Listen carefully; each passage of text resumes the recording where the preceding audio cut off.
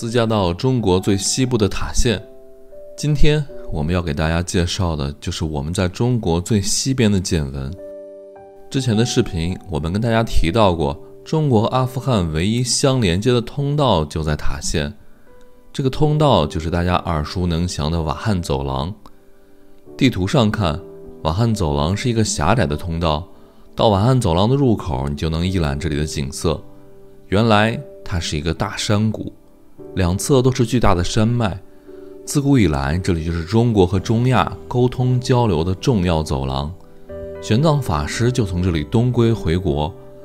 我们甚至深入瓦罕走廊，把车开到离阿富汗就剩几十公里的地方。其次，连接中国和巴基斯坦的中巴友谊公路也在这里修建。中巴友谊公路走到尽头就是中国国门的所在地红旗拉夫口岸。这条公路凝结着中国和巴基斯坦两国的情谊。公路平均海拔接近4000米。修织这条1000公里长的公路时，有700多人为此献出了自己宝贵的生命。可见这条公路修筑难度之高。沿着这条公路走到尽头就是海拔4700米的红旗拉夫国门，它连接着中国和巴基斯坦，这也是中国海拔最高的国门。虽然这次国门没有开放，我们没有机会拍摄，但是5年前我们留存了一些珍贵的视频，拍到了这壮阔的屹立于雪山之巅的红旗拉夫国门。下面就跟着文涛和狒狒开始今天的旅程。一大早离开塔县县城，我们朝着中国和巴基斯坦边境的地方行驶。离开县城不久，我们就到了一个岔路口。这个岔路口向前就会到达巴基斯坦和红旗拉夫，向右则会到达中国连接阿富汗的瓦罕走廊。飞起无人机发现这片区域就在几个山口的交界处，不多的几条通道都是这些巨大山脉形成的天然走廊。越接近瓦罕走廊，越能感受到这里的荒芜。我们从塔县已经出来1个多小时了，沿着这个中巴友谊公路走到了这个岔路口。这岔路口呢，右边就是巴铁和阿富汗的了，还有瓦罕走廊也在右边。这边就是已经属于边境管理区。大家好，我是狒狒。我们现在沿着这条中巴友谊公路国道314，也叫卡拉昆仑公路，正在朝着红旗拉夫的口岸行驶。现在我们走了一半了哈，到了这个位置，这里有一块路牌，往前面直走就到巴基斯坦，也就是红旗拉夫口岸。往右边有一个岔路口，是通往阿富汗的，也就是我们所熟知的瓦罕走廊。瓦罕走廊是一条狭长的地带，连接着中国和阿富汗。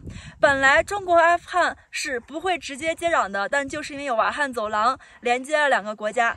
那我们现在呢，往前面一点点往右，我们就走那个岔路口。瓦罕走廊里面，因为已经比较靠近边境了，我们不确定还能走多远，我们就从里面能走多少走多少吧。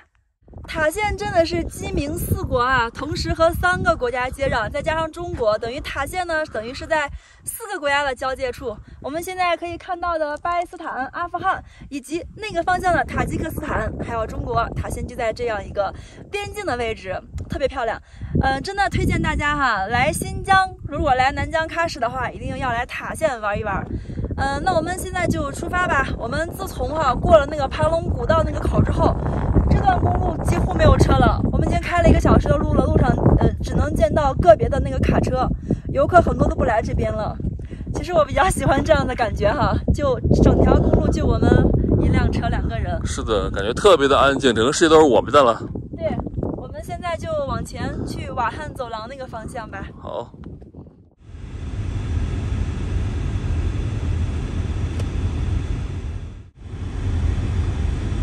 右走，我们进入卡拉奇了。卡拉奇谷方向。这边其实就已经进入瓦罕走廊了，哈哈。对，从这个岔路口拐进来进入瓦罕走廊。哇哦，前面这个雪山啊，好漂亮。对，这边以前应该还不让进哈，还有铁门拦着，现在应该是都正常能进的。我们现在走的这条路就是瓦罕走廊，我们在一路朝着阿富汗的方向。瓦罕走廊实际上是一条山谷，山谷中就会有河流流出，在我们现在开车的这个位置，形成了一大片的草地，所以两侧有很多的动物在这里吃草，牛、马和羊。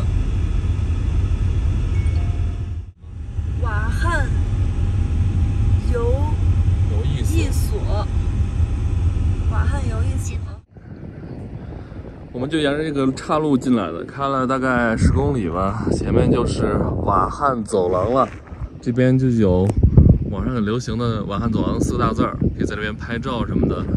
这边是游客能到的，算是比较深的位置了吧。前面那个山谷，那就是正式的瓦汉走廊，应该从山谷往里走100公里就能到达阿富汗。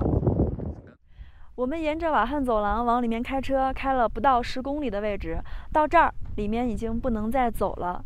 相信很多朋友都听说过瓦汉走廊，但是不清楚瓦汉走廊的具体的位置。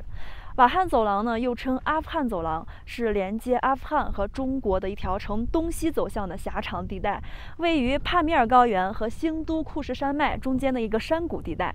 瓦汉走廊的全长达到了300公里，其中最宽的位置有75公里，而最窄的地方只有15公里。在历史上瓦汉走廊曾经是古丝绸之路的一部分，是连接中国的华夏文明和古印度文明的一条重要通道。东晋时候的高僧法显和唐朝的高僧玄奘都曾经经过这里去天竺国学习佛法。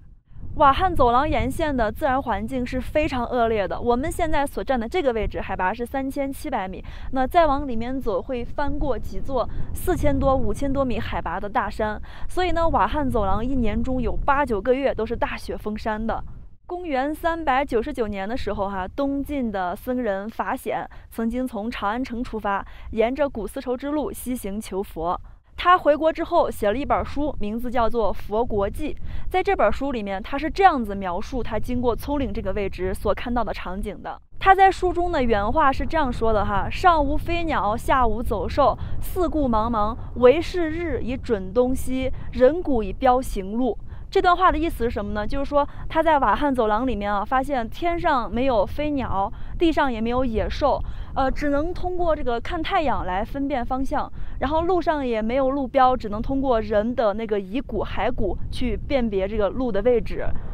由此可见瓦汉走廊里面这个环境是多么的恶劣，多么的可怕。我们现在去前面那边有一个路标写的瓦汉走廊，我们去那个位置拍拍照。因为瓦汉走廊呢，往阿富汗那个方向去，里面不是完全通的，所以很多游客都到这个位置拍照打卡。我们来了也就去那儿看一看吧，挺漂亮的。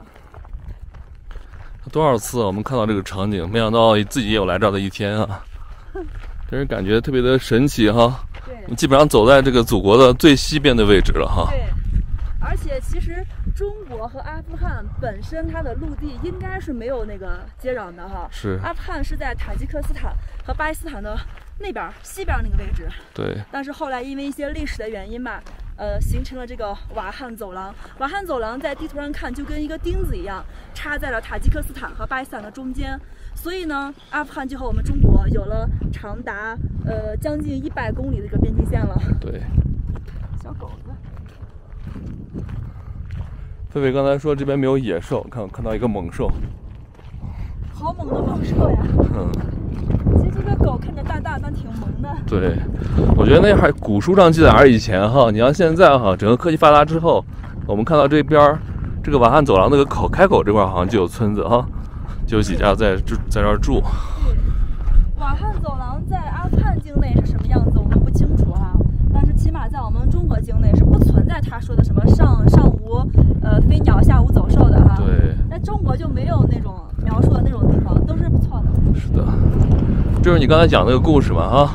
哦，对，是的，这边还立了一块碑对，上面写的是东行传法第一人，安世高经行处这个是另外一个人，就是除了我刚刚提到的东晋高僧法显和唐朝高僧玄奘之外的另外一个，也是一个学习那个佛法的一个人。是。我们现在站在这个位置远远的看过去，对面的山坡上几个大字“祖国万岁”在这个位置。这几年塔县这个旅游发展真是快。盘龙古道我们2017年来说是没有的，那条路2019年才修好的，修好之后很快就随着网络爆火，成为了一条网红路。包括这个瓦汉走廊这条瓦汉走廊是一直存在的，但是呢，这几个字儿还有这些碑都是现在才有的。是的，都是为游客服务的是的，让大家了解一下。我去那儿说一下这个位置。好。看8塔。对，看这边的这个碑是大唐高僧玄奘给他立的，然后这边的应该我没看到，但应该就是法显了。3位很著名的，以前都是从这个位置往西边去的。对，都是历经了千难万险啊，对吧？多少次的那种，差点死在路上。这种路真的是九死一生啊，感觉。我们站在这儿看看下面，好漂亮。哇，这是个大平台啊！这是一片湿地啊。对，你看下面的那个水，沼泽是，好漂亮。这里，我们其实现在所站的这个位置哈，就是和3个国家是接壤的。对。其中呢，瓦罕走廊就正的，这边是阿富汗，对，上面是塔吉克斯坦，对，下面就是巴基斯坦。我们的巴铁在这边。是的。哎呀，好好看呀！然后这边的山脉就是喀拉昆仑山脉。对。我们再往前面走啊，往国门的方向走，就会到达那个洪吉拉府的口岸。那个山口其实就在那个喀拉昆仑上面建着。对。眼前的这个瓦罕走廊就是中国连接阿富汗的唯一通道。我们站在走廊入口才知道这是一个大山谷，左边就是阿富汗和巴基斯坦的界山新都库什山脉，右边则是喀拉昆仑山脉。想到沿着瓦罕走廊前行不到100公里就是阿富汗，虽然知道那边的国门目前没有开放，但是我们还是决定试试，想看看这中国最靠近阿富汗的地方是什么样子的，也想看看这里的人们是怎样生活的。深入走廊之后才发现，这里并不像之前想象的那样荒芜。塔什库尔干河沿着山谷流淌，两侧的雪山上有很多雪水汇流到河中，河流旁的植被茂盛，也有很多的牛羊在河旁吃草。虽然这里人不是很多，但是充满生气。两边的山体上也呈现出黑色和红色，这一般都是有矿物质的表象。可见新都库什山脉真的是蕴含着无尽的矿产资源。往前开了几十公里，没有办法再前行。我们到了这个靠近阿富汗最近的村子，没看到什么人，只有一间超市，名字叫做瓦罕走廊超市。和里面的当地人聊聊他们的生活，也碰到了一位在这里常年保护野生动物的大哥。他在这雪山之上保护着如雪豹等一些极为罕见的野生动物。瓦罕走廊1年内有8到9个月的时间都是大雪封山的状态。虽然我们来的时候气候温和，但是可以想象在大多数的时间这里的气候状况都极其恶劣。因此僧人法显曾经路过此地描述的场景很有可能是真的。我们现在沿着瓦罕走廊继续往里面走。刚才在拍照那个位置我以为不能走了，后来我们问了当地人哈，他说我们还可以再往里拍，因为这边是那种河谷观景区嘛，所以很多游客也把车开到这边来玩了。这条路就是瓦罕走廊，瓦罕走廊就是一条山谷嘛，刚刚介绍过了，所以这个旁边呢有一条水流量还很大的河啊，塔什库尔干河，对，旁边的那个草地也很多，放牧的特别多。这边我看地图啊，这条河能流到阿富汗那边。对，其实中亚那边很多河流哈，都是从我们中国这边高山这儿发源的。对，像印度、巴基斯坦很多大河哈，都是发源于我们中国的西藏和新疆这边。帕米尔也叫什么万泉之宗、万水之宗嘛，哈。帕米尔高原。对，哇，我们前面就是瓦罕走廊了，没想到还能把我们的车开到这儿来。哎，太厉害了！我们的 A4 呀，我们小轿车开到了瓦罕走廊了。哇，这是什么感受？我们开着自己的自驾车啊，朝着阿富汗的方向越走越近。再往前面一点点，我们就可以到达国门了。阿富汗。再往前不到100公里，几十公里吧，就到阿富汗了。如果这个公路，如果那个阿富汗那边能和平的话，哈，以后是跟这条公路真的给修通过去，是吧？对。跟洪吉拉府一样嘛，跟中巴友谊公路一样。以后呢，我们可能也可以实现自驾车到阿富汗去玩。去旅行哈，说不定。也许10年哈，也许20年。哎呀，真是希望世界和平啊！哇，左边就是新都库什山哈。对，我们现在走着山谷啊，左边就是兴都库什山脉，右边就是我们国家的帕米尔高原。我们又沿着瓦罕走廊向里面开车开了10多公里，到了这边有个村子叫阿特加伊里村，这个位置就不能再走了。再往前面一点点呢，就是检查站，因为这里距离阿富汗边境那块只有20公里左右了，然后游客只能在这边区域里活动，那边已经属于边境地区了，我们过不去了已经。哎呀，这个村子还挺美的哈，这条河就是塔什库尔干河，河非常大，就是从瓦罕走廊这个山谷里面流过来的，河水不错哎，所以这个村子感觉有非常优良的草场。我刚过来的时候看到了很多牛、马、羊还有驴在下面吃草。哎，这边有个超市，我们去买点饮料吧。这个叫红色瓦罕走廊超市，有点热，这会儿有点渴。往前面不能走了，那边走不了了。哦，大哥，这边离阿富汗有多少公里？不知道。知道。我们买个饮料。好。你看，老板这还有蔬菜，还有馕呢，啥都有。有没有自由？买一个喝的。冰激凌买一个。差不多哈。那我们拿这个尝尝。行行，这个多少钱？我们再拿个别的啊。小妹妹，你们什么族的？科尔克孜族的啊。这2个多少钱？4块。看小帅哥多帅啊，小妹妹多漂亮。漂亮啊！你们是柯尔克孜族啊？哦。这个村子都是柯尔克孜族的吗？哦。小妹妹，你几岁了？14岁了。你们放假了哈？你们家这个超市位置蛮好的。对，付了啊，妹妹。哎，小妹妹，你们去没去过里面啊？口岸那边。去过啊？什么时候去的？以前啊。没疫情的时候是吧？你们家3个小朋友都很乖啊。多好看呀！挺乖。以前这边有阿富汗人过来吗，大哥？他们过不来哈。哦。小妹妹，那个河什么时候会结冰？冬天哈，几月结冰了？10月。11月结冰哦。还有这，1、2、3，1、2、3，好。好了，这个小朋友照不上。好，谢谢。谢谢。那我们走了。我们走了。拜拜。拜拜。哎。走吧，往国门那走去看海吧。行。大哥啊。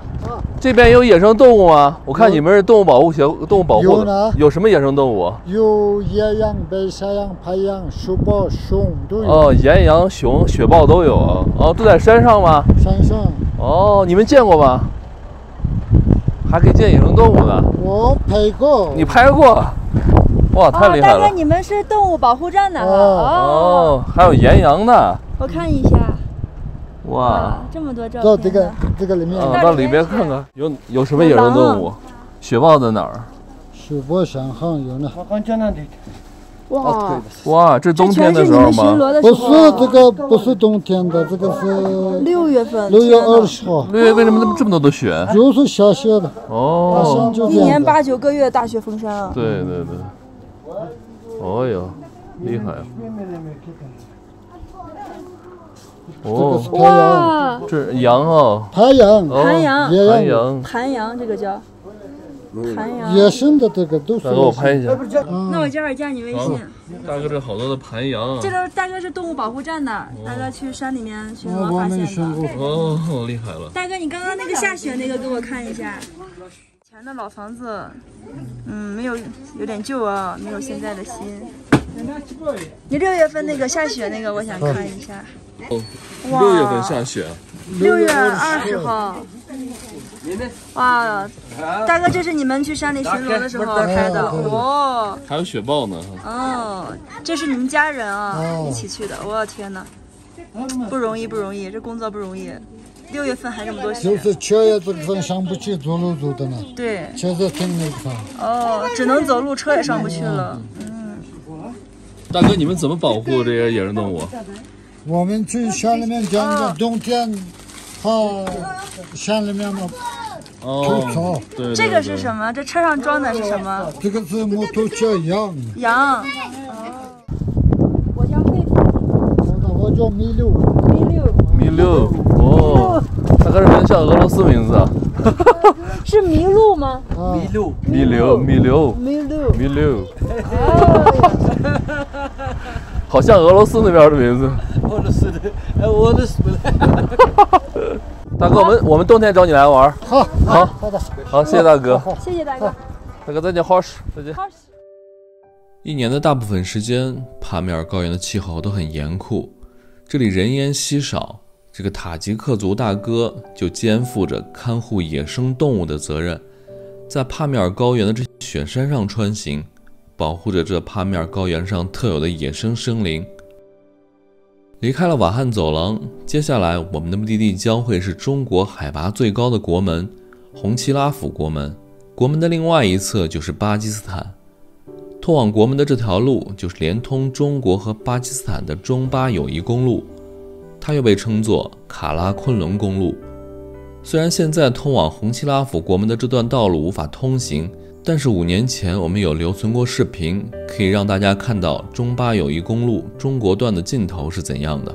中巴友谊公路北起中国新疆喀什，穿越卡拉昆仑山脉、喜马拉雅山脉、新都库什山脉和帕米尔高原，途中还会经过中巴边境海拔4000米的口岸红旗拉府，最终到达巴基斯坦北部城市塔科特。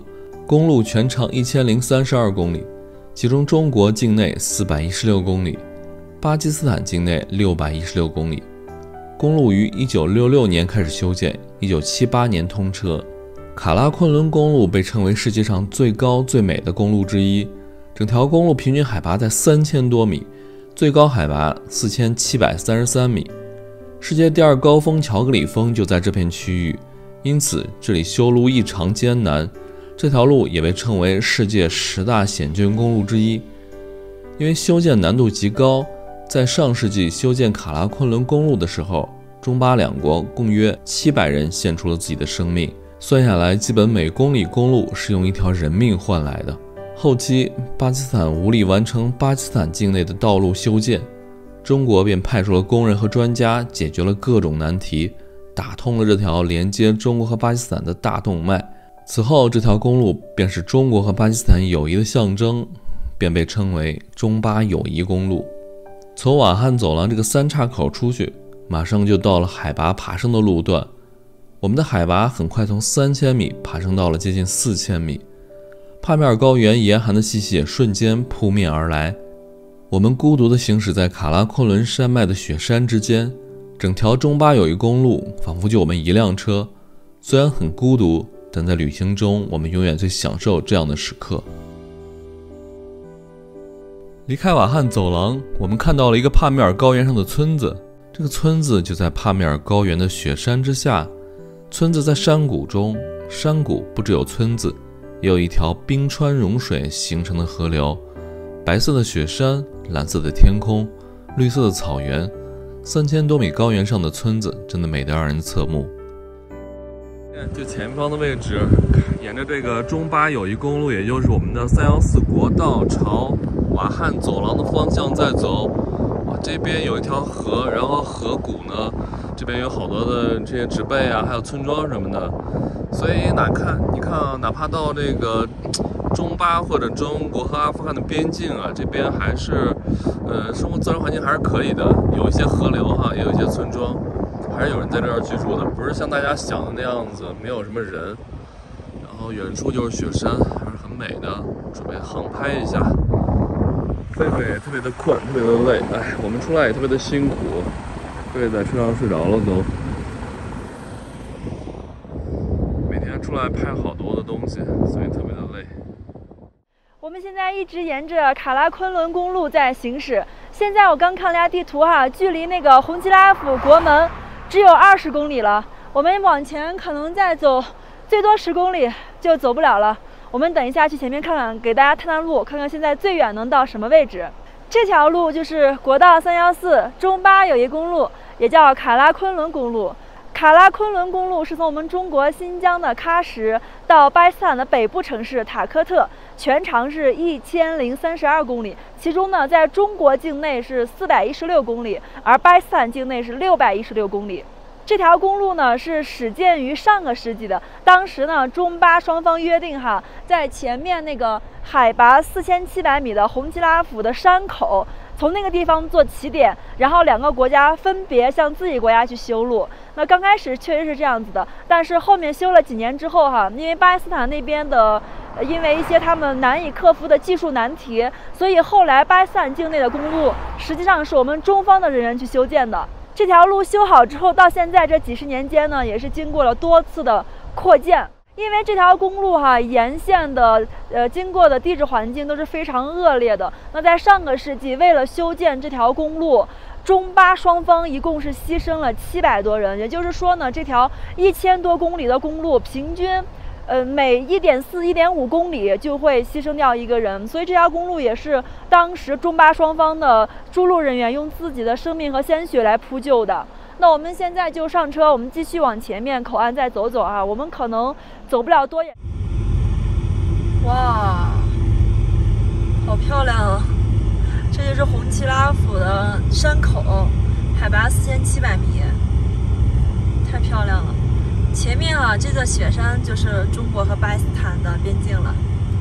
我们5年前来的时候还到洪吉拉府国门那边了。对的，现在过不去了。现在我们距离国门看导航只有10公里了。没想到我们能一直往里开这么远因为大家都知道嘛，现在疫情原因，我们跟国外的很多口岸都关闭了，所以口岸跟前我们过不去。但是我没有想到我们能开到跟前10公里的位置特别近了。远处白白的雪山，那里就是我们国门所在地了。我们5年前的时候到过那儿，特别漂亮。从国门那个角度往外面拍这种风景真的是美爆了。我们现在距离国门只有8公里了，这个位置就是游客能到了最后的位置了。我们也给大家做攻略大家如果想来看洪吉拉府山口呢，到这儿其实位置挺好的观景但国门就不要想了，肯定过不去。看前面这个川 A， 还有那个什么 A 没看清，大家都要掉头回了。我们竟然把车开到了距离洪吉拉府国门只有8公里的位置，前面呢就是劝导站了，游客已经不能往前走了。因为这个位置距离巴基斯坦特别近这路两边有很多那种标语，上面都写的是中巴友谊万岁什么那种话。其实虽然到不了国门，但这个位置看洪吉拉府山口也是特别壮观的那行，我们现在就返程吧。其实我早知道这边过不去，但是还是想来这边，就是想看看这边距离国门最近这个风光，很不错的。给大家看一下我们现在的位置看一下我的手机地图。我们现在就在这里，洪吉拉府边防派出所已经在边境上了，然后这个绿色的外面这边就是巴基斯坦了，特别近，几公里了，放小就更明显了。看，我们就在这个红色的边境线上，超级近。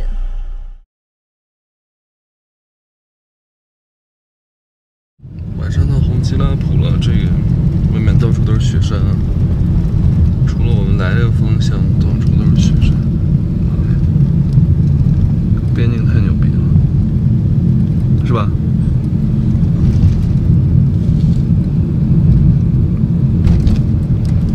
马上到检查站了，咱们时间刚好的都，现在刚好是56。哇，刚才好多人在排队。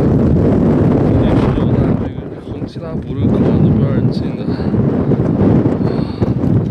进这个口岸太难了。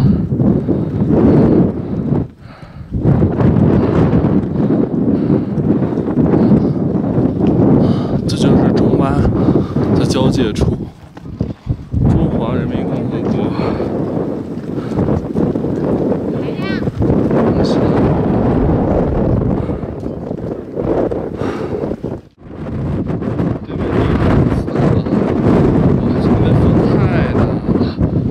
这口岸就在一个风口里面，太大了！现在往回走，这是洪吉拉府的外面，要进来可真不容易我去看的时候，巴警跟我说：“你好。”